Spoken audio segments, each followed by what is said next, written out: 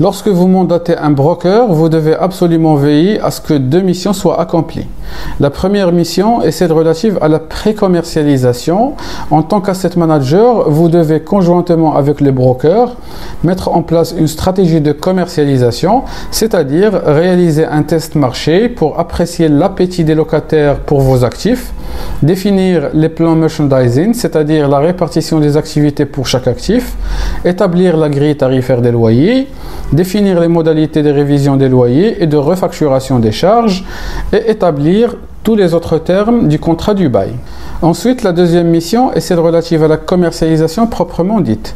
Dans cette phase, le broker doit, sur la base de la stratégie de commercialisation que vous avez établie, lancer le processus de location des actifs en vue de contractualiser les baux. Dans ce cadre, l'asset manager demandera à ce qu'on lui fera parvenir un rapport récurrent de l'état d'avancement de la commercialisation. Ce rapport hebdomadaire de location contient la liste des prospects contactés en précisant le canal de communication utilisé pour cibler ces prospects, le nombre de prospects qui étaient réellement intéressés, ainsi que toute information qui pourrait être nécessaire pour comprendre leurs besoins en vue de perfectionner le processus de commercialisation.